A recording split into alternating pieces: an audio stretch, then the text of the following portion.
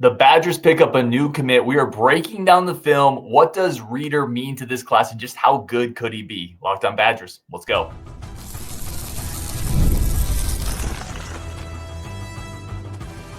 You are Locked On Badgers, your daily podcast on the Wisconsin Badgers. Part of the Locked On Podcast Network, your team every day. What is going on, Badger fans? Welcome to Locked On Badgers, your team every single day, part of the Locked On Podcast Network. We got Justin over here. I'm your host, Ryan. Thank you for being here every day, being an everydayer. Today's episode brought to you by FanDuel. Right now, new customers get $200 in bonus bets when your first $5 bet hits. We were talking about Aden Reeder committing to the Badgers. Plus, I'm going to dive into this with Justin. Who is your favorite recruit so far in this class? Who's the most overlooked? What is the biggest concern coming up? All that and more in today's show. But, Justin, we got a commit to talk about. Fire the recruiting cannons. Another one is headed to Madison on Wisconsin. All right. I am thrilled to get Justin on here because we always break down film when we can. Aden Reeder commits to the Badgers, 2026 three-star inside linebacker, Cincinnati, Ohio, 6'3", 210 pounds. He's got quite a few offers, but it's Iowa, it's Minnesota, big target on the Minnesota board, Boston College, Indiana, among many others. Justin, I'm going to put the huddle film up here. What do you like about Aden Reeder? Well, first things first, has really good burst. I feel like the kid's pretty instinctual for what we've seen from him. There's a little things you'd probably clean up in terms of him being a little more direct, but he does a pretty good job of sifting through the trash when things are in front of him, and guy's kind of a missile to the ball. I like him. It sounds like they want to use him as an inside guy, which I think is right for him. I think frame-wise, there's a couple things here. Frame-wise, he's a little undersized for the edge, and I think that he's a tick behind a guy like Clayton in terms of overall burst and explosiveness, which I think you would say you want a guy who's more mobile in the interior, the linebacker group, but I think he's fine. Like, I think he plays really well in space, which is something that I think is exactly what this staff is looking for from that inside linebacker, and with a bigger frame. And you and I were talking about it before we came on here. It's really interesting. You know, we used to see all the Wisconsin linebackers be in that 5'10" to like 6'1", 6'2" range. And we've clearly stepped up the athletic profile of that position with guys with bigger frames who are a little bit more rangy. So I really like this guy in terms of pickup, in terms of, I think he's got some playmaker in him. Yeah, I think that's a strong synopsis. I think versatility sticks out to me right away. You see the frame. You see him play the run, play between the tackles, rush the passer. He plays pretty well in space, to your point. There's a couple coverage plays he makes where he's just one-on-one with a running back in space. Special teams plays. I think it's just a football player. I really like the between the tackles quickness. You're looking at a guy that does a great job. You mentioned it, sifting through the traffic. One thing I wrote down is he has a really good job of not getting blocked, getting skinny, finding the hole, and then exploding through contact. You know, a lot of athletes at this, and you and I watch a lot of film. We're amateur scouts. Obviously, we're not coaches, but we watch a lot of film. A lot of really big-time high school athletes, man, they just put the gas to the full speed. I'm going to blow up whatever's in my path, right? There's a lot of vision and IQ that you can kind of see come through with some of what he plays at, which in terms of you're playing in the middle of the field as a linebacker, I really like. So it's a versatile player. It feels like a football player to me. I really like this pickup. Yeah, I think this is a guy who clearly, to me, was in that group. Like, you always see people that talk about plan A or plan B recruit or whatever. I think every staff has kind of its groupings. There's these 5 guys that we feel really good about, that if we get any one of them, we feel good about. These are the 5 guys after that we feel pretty good about if we get one of them. This, to me, is clearly a guy that they probably had in their plan A group in terms of the guys who were receptive to their pitch. This is a guy Minnesota wanted badly, and we took from them, which I love. You know, I will bask in that until we beat them on the field. Every time we steal a recruit from them, I'm going to feel good about it. I'm hoping that we pick up Estrada from the running back also, because he's another one of their guys. Like, yeah, he could be our little quick back. But, yeah, to get back on Reeder, this is the type of guy that I think we want to just keep stacking, because you're going to hit on some of these guys. I think a worst case scenario, when you look at him and he feels like a guy who in a couple of years is probably going to give you good reps. But if everything clicks, he has a chance to fill out and be a guy who's probably about 235, 240 in that inside linebacker room, and is capable of really ranging from the center to the sideline. Yeah, and prototypical kind of size, and great choice by the kid not to play for PJ Flex. Smart life decision there, Yeah, young man. we can already tell that the IQ is up. Yeah, smart decision there for sure. And then you look at this inside linebacker room, and you start to look at. We talked about it before the show. This is not a player that you are going to need right away because they've stacked talent there. You're going to have Mason Posta there, Cooper Catalano. You could have another year, and you and I talked about it. If oh my goodness, I'm blank. Christian Allegro, if he blows up this year and with the physical skills he has, he could go to the league. But you could also have another year of Allegro. You could have another year of Tackett. You have Posta. You have Cooper Catalano.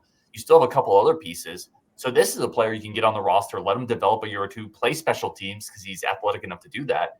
And then, like you mentioned, as a sophomore, junior, you start to play this guy, and physically he could be 6'3", 240 with 4'7", 4'8" type speed.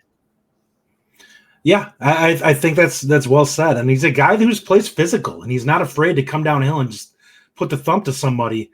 And anytime you can get physicality and somebody who's not afraid to hit, I think you got to take it. Like Wisconsin, it's one of the things that we probably have been missing the last few seasons is just seeing those guys who are absolutely rocking the other team. That type of stuff leaves a mark on a team when you do that. You blow up a play and a guy comes downhill and takes something, just crushes somebody. Like those things it's an intimidation factor in your play that Wisconsin just hasn't had the last few seasons. And hopefully now we're getting back to that. But I really like the linebackers they've been bringing in the last couple cycles. Let's finish up on Reeder. I want to ask you this. I think you and I are so he's a high 3-star composite. That feels about where he needs to be. What do you see on film that maybe you're like, gosh, if I could see a little bit more of that? And again, we're watching huddle film. We don't have full game clips, but what are you looking for and saying, man, if he has a little bit more of this, I think he's probably a 4-star guy. Yeah, I think if you see him get strong, like if the strength plays up this next year, you could see him just really be able to come downhill on people and just be an absolute monster in the high school game. And I think at that point, if the body starts to follow, I think you have a chance where the production is going to skyrocket with him, and he's going to have a chance to really play up. I don't think, like we've talked about it, I said in the composite ranking, he's probably a guy who's in that 88 to 90 range. Like he has a chance to elevate to be a 4-star, but I think he's adequately rated right about now. But he's got there's a lot of ability there, and he's a guy who I think, in my opinion, has a chance to be a really strong performer at the college level. Let me ask you this, because we're gonna get into a next segment where we're talking about favorite recruit that's committed so far, most underrated guy. Are we rooting for some of these players to blow up in their senior season? And I'm kind of specifically talking about Ryan Hopkins, who's at Mater Dei. If he blows up there, that recruitment gets a lot harder for Wisconsin to hang on to. Do you know what I mean? Like, is that a good thing for Wisconsin? I think you want the best version of that player no matter what, and you have to hope that you can do your job and hold on to him. So if Hopkins ends up having a big year, you need to hope that you do your job on the field and you do your job as recruiters to hold on to him. He's an interesting kid because I know that really the offer that I think everyone's worried about is Ohio State. There's not really anybody else that I think is going to get involved in that. It seems like I know people were worried about Oregon, and it seems like they have already moved on to another kid that they're interested in. And really the question is what's going to happen with Ohio State and who are they leaning towards? And that's going to kind of come down to what happens here most likely. They're obviously kind of keeping them warm, but Ohio State keeps a lot of kids warm. Yeah, it's more of a, well, if something happens and we don't get the guy we want, maybe we'll move on to him. I think Ohio State, and this is how they should operate because they're Ohio State. They have a board of people that they say, if any one of these quarterbacks blows up this year, we're going to try to snipe them. And Hopkins is on that board with like 5 or 6 other guys. Yep. In Hopkins' case, I'm telling you, this is me being insecure. I completely call me a pansy, whatever. I want him to be good at Mater Dei. I don't want him to blow up necessarily because I get worried that if he does, not just Ohio State, that's the type of school if you blow up as a quarterback with his physical tools, where he's probably a 4-4-5 guy. Yeah. I think their recruitment, and he's already been on record as saying his comments were less than concrete, like Wisconsin is like. Yeah, but I think necessarily his ride or die is my point. So I kind of look at this from the mindset of, you could say that about any quarterback that we've had recently that has had some level of, like, I know we've had guys that probably weren't actually 4 stars, like Deacon Deacon Hill. No shade to him. Was not a 4-star. The arm was a 4-star arm. He wasn't. I think Mabry had some decent offers. I know he had North Carolina, obviously he had Miami. So there were some offers there. You have guys like this, you have to take a look at it and be like, we're going to have to hold on to them if they're good.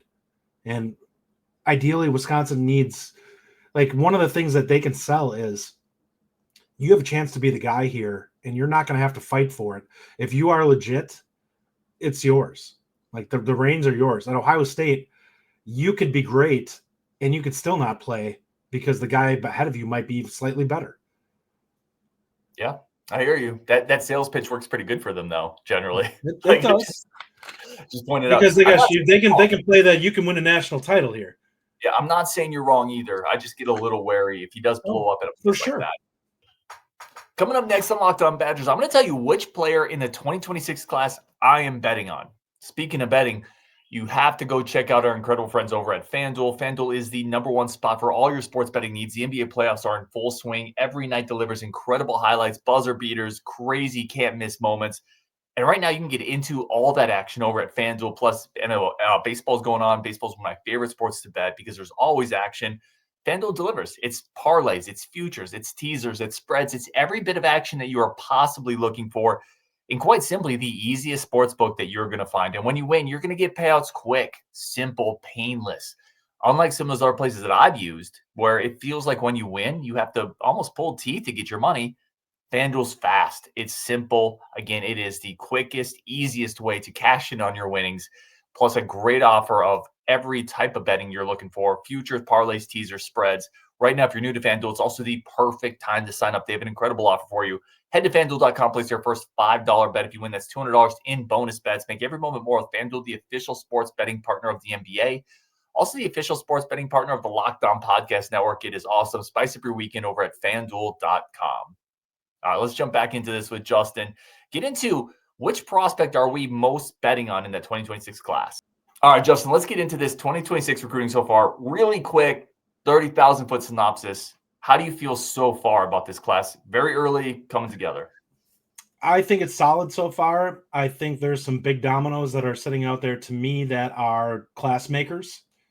And you recently did a show on one of them in Latimer, who to me is one of about 5 guys who I look at and say, this is a guy who has a chance to elevate this class.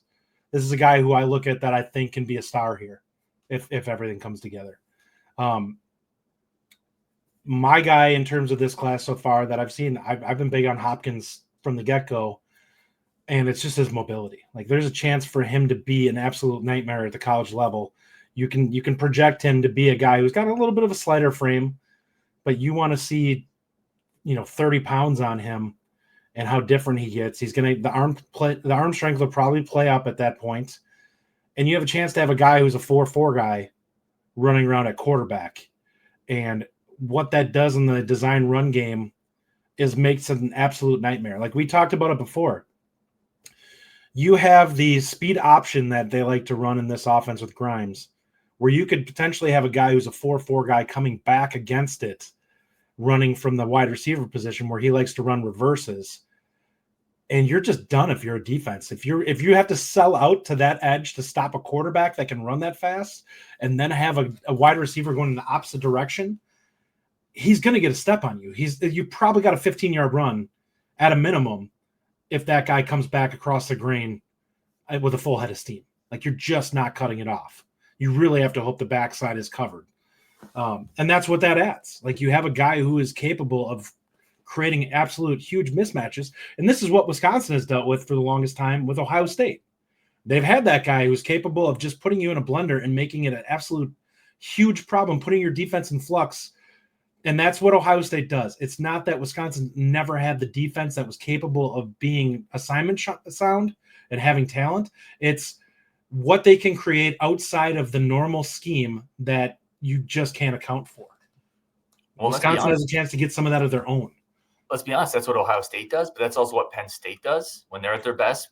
That's what Oregon does when Oregon's at their best. That's what – I mean, even think about some of – and Nebraska's not the great example because they weren't very good in a lot of spots, but they still had quarterbacks that terrified you if they got out in open space. Like, It gives you a game-breaking ability that's really hard to account for and is something outside of a playbook, because you can scheme against things that are in a playbook. Defensive coordinators can scheme against those things and take away a Vinny Anthony or take away a running game. You can't take away a quarterback that just makes somebody miss and then breaks 40 yards off containment. That's what this guy would give you. That's what Hopkins would give you. By the way, you saw me smile when you mentioned Latimer. I love that dude. I comped him to Corey Clement. I think he's more powerful.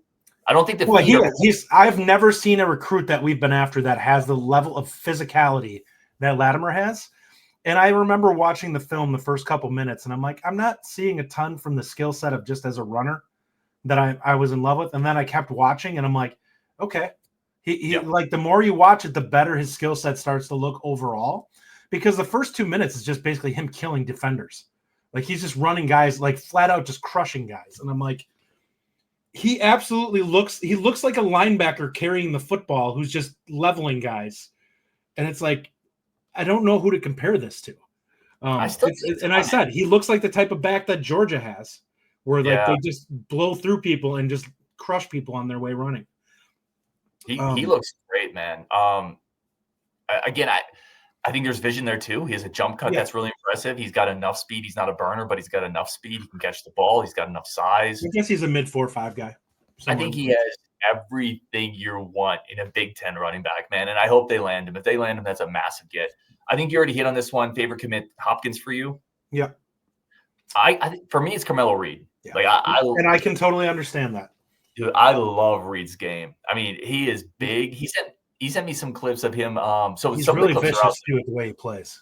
Of some of his like one-on-ones in a camp. Yeah. Like some of those are out there. He sent me some more. Like he went 27-0 in a recent camp against other elite like offensive lineman prospects. He's like, nobody beat me. And I said, well, who got closest? He's like, this one guard. And he was so like, and it was humble. Like he wasn't bragging, but he's like, 27-0. Long arms. He's already got enough athleticism to use like a spin move and a variety of pass rushing techniques. He's going to get stronger.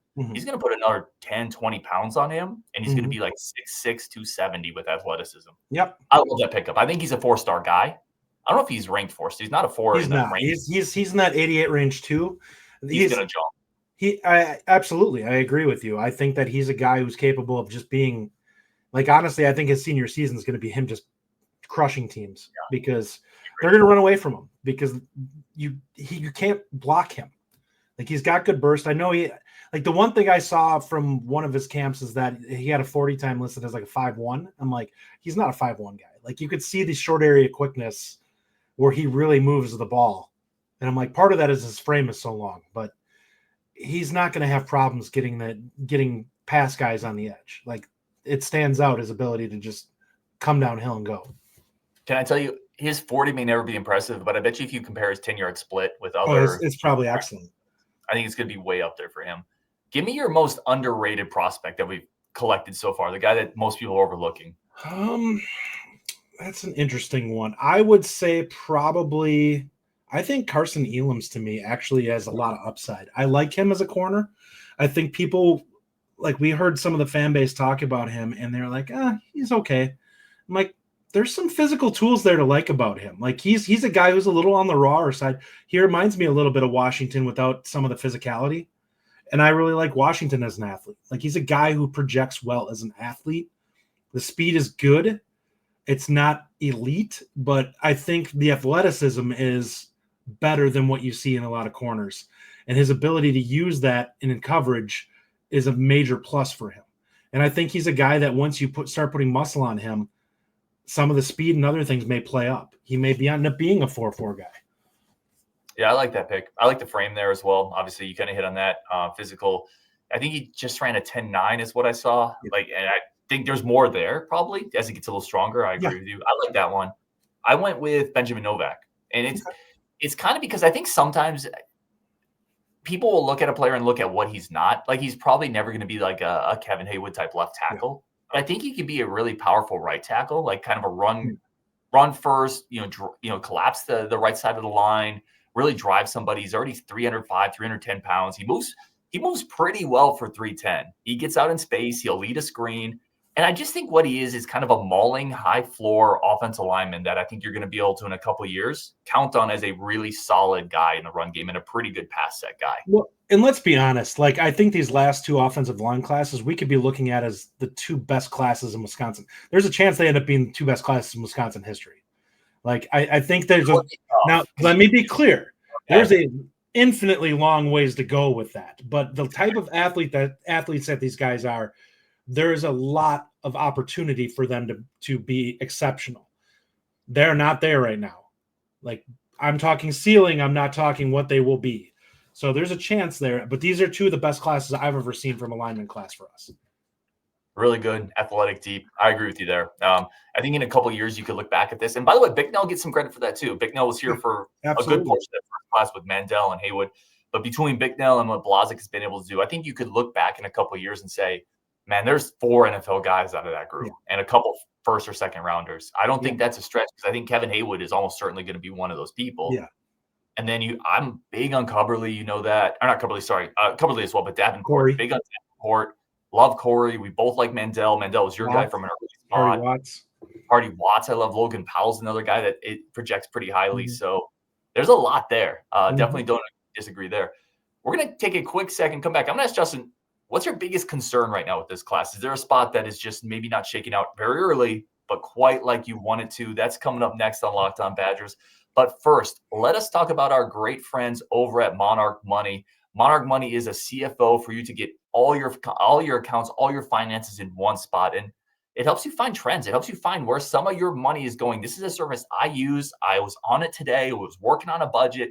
I was trying to figure out, how can I plan some of these future goals that I have? And with Monarch Money, you get projections. So you can plan, if I save this much each month, this is where I start to get in terms of this goal or that goal. And you can track it all in Monarch Money.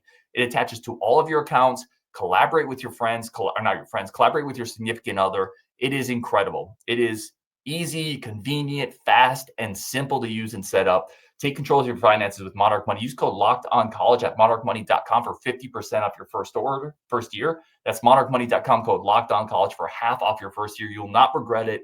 It is an absolutely phenomenal tool. All right, let's jump back into this with Justin. Biggest concern, again, we've talked about it. It's super early.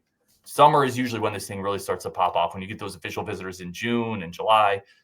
But what's your biggest concern right now looking at this class? I would say probably I'm a little concerned with defensive line recruiting and where that board is at. Jake Johnson was obviously somebody we were super excited about, and USC stole that one off our plate. So we've got to figure out who is going to be the linchpin kind of that group for this cycle. And then one other spot I would probably say would be potentially, I would like to see how safety is going to shake out a little bit. We haven't seen a ton there. There's some bodies that they've been adding to that group, but I don't know anyone that I look at right now and say, yeah, we're probably getting that guy. And wide receiver is another spot like that too. Like we have some really, really high-end visitors coming in for wide receiver. I need to see us close those down because some of those guys have big offers. So receiver is actually the one I went to first. And I hear you on defense line, and I hear you on safety too. Safety, I kind of feel like I really like Coach Cooper. I feel like they brought in class this last class too. They had a big class this last year, and a couple of those guys could transition to safety. You talk about some of the athletes they brought in might eventually be safeties down the road. I'm a little less worried there because of what they did last cycle. Receiver, you look at last cycle, and we love Eugene, but it was just him. Yeah. And the year before, it was just KBJ. I think they got to get 2 or 3. I mean, 2 minimum. They got Tayshawn Bartle. To me, you need 4 in this class. The younger part of our class structure right now is bereft of talent. Yeah. And I don't want to have to build our receiver room with guys out of the portal. Like, it's fine if you need an extra body to get in there, but if you want to get studs and you want to develop guys into your system, you got to have them there for multiple years. And look at the portal hit rate, right? Like, you have to get guys in there. You had CJ Williams, didn't hit. Green, I would argue, was okay, but didn't really hit, right? Hamper didn't hit. Hamper. Nice to meet you. Yeah. Right. They worked the meal card a little bit, and then it was gone. Last year, you had Joseph Griffin, who came in and wasn't eligible. You had Tyrell Henry, who did contribute last year. And maybe he plays this year. He looked pretty good in spring. But you got to get high school kids, and it worries me that they've gotten 2 in 2 years. And then the I like Tayshaun Bardo. I don't think he's a high ceiling guy. I think you need to land a couple really talented receivers in this class, at least 2. That's where I've been. And I said that bar low because they've gotten 2 in the last 2 years. Yeah, I mean, and we've talked about some of the guys that I absolutely love coming out of that group, and we'll see how high some of them end up being on the actual board. I mean, obviously, I'm a huge Jaden Pettit guy. He's one of those top. I talked about those top 5 guys that I want that are class makers. He's a class maker to me. We have not, in the time that I've watched Wisconsin, brought in a receiver of that pedigree level at this school. And there have been people that have compared him to Cephas. No, like Pettit's ceiling is a 6'4" guy who probably runs in the high 4.5s with the type of physicality and body control that is an absolute problem for defenders, because he's got so much length and reach and so much strength that a 5'10" corner or 5'11" corner is really going to struggle with him. And it's kind of what Cephas was, but he's bigger. The difference is he's a little bigger. And he's got more speed. Like I think he's a guy who can get deep, legitimately get deep. He's not going to be a burner, but he's a guy who can run well enough to create separation with his frame. Yes, like Cephas wasn't a 4.5 guy. I think at the combine he ran like a 4.65 or something. He ran like a 4.7. It's like I think he ran a 4.67 and a 4.73. Yeah. But I mean, incredible hands. Like no shade to Cephas, but this. He was strong as an ox too. Like he was a guy who could absolutely box out corners. Yeah, receiver to me, like Washington's another one. I love him. I love the speed there. The suddenness with him is I love that. Like he's a guy who I think is. Those are the 2 guys that are the top of board guys for me. Yeah, Cabela is another guy that's going to be coming in. What are your thoughts on Cabela? Go ahead. Sorry, Owen Cabell, for those people who don't know him like we do. You know what? It's interesting with him. I know recently he put out his track times and he ran a 10.76 100. And you know who my guy I've been rooting for under the radar is Dallas Dickerson. Like the guy's got rockets on his heels. He ran a 10.36, and I think he's super sudden. Like he only plays at one speed, which is probably some people might look at as a negative. To me, I just look at he moves so fast that it doesn't matter. Like you're gonna have a really hard time dealing with that. And he's a guy I want. Like I look at it and I'm like, put him in the slot. You have that type of speed. You run him on crossers and he's going to run away from everybody. Like just get him an opportunity. And he's not small. He's 6'1". Cabell's a guy who's 6'3". He's got good speed. He needs to get stronger, in my opinion. I think that his best days are probably ahead for him.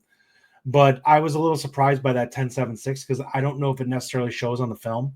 Like I don't look at him and see a guy who's just running past people. And at that speed, it surprises me that you don't see it more.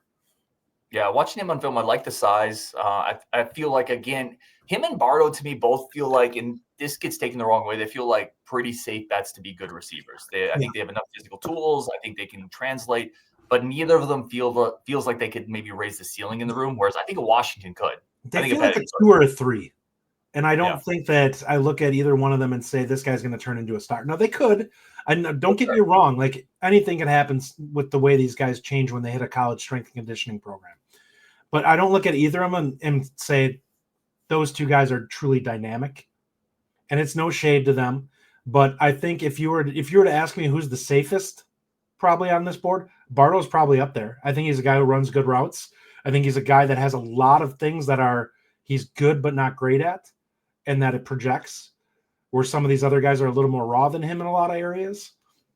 But some of the upside with him is just like, okay, I need to see it, because a guy like Dickerson has legit speed to, if he gets a step on you, you miss your press on him, you're done. Like you're not recovering on him. And a guy like Pettit, you could be in perfect coverage and he's just so much bigger than everybody else that it doesn't matter. Yeah, Bardo, he kind of feels like Brad Davison to me. I think he's going to come in pretty ready. I told you who he reminded me of. He reminds me of Chimere Dike. Oh, I mean, listen, his high school film, they're so similar. That's a 4th-round receiver. Like, you would take that, But again, I also don't think anyone would argue that Chimere Dike comes in and raises your receiver room to the point where Ohio State can't really worry about you, right? Like that's the nuance there. Like you need a star in that room, and maybe that star is Hilton, Or maybe that star is going to be, gosh, man, I don't know who else in the future right now in the depth chart you'd point to. I think it's Hilton and nobody else right now. It's probably Hilton. I don't know if anybody else that I'd look at and say that this is a guy that scares top shelf teams. I think Hilton has a chance to get there. I'd agree. I think some of these guys that are in this class have a chance to be that. I think Pettit has a chance. I think Washington has a chance. And I think Dickerson has a chance if he comes, because I just don't think that there's not going to be another guy on the field with him that can run at his speed. And that level of speed is going to be a problem. And this is a guy that might be a 10-2 guy by the time he leaves college, which is insane. Would kill for that speed. I mean, that's what Oregon puts out there every year. That's what Ohio State puts out every year, right? That's Georgia has a guy like that every year. All right, Justin, let's wrap this up. A bunch of recruiting stuff coming out this summer, which always gets really exciting and fun for both of us. Thank you for coming on as always. Always appreciate breaking down film with Justin. He does it a lot. He's really good at it. Go check him out on Wisconsin, and we will definitely talk to you guys later.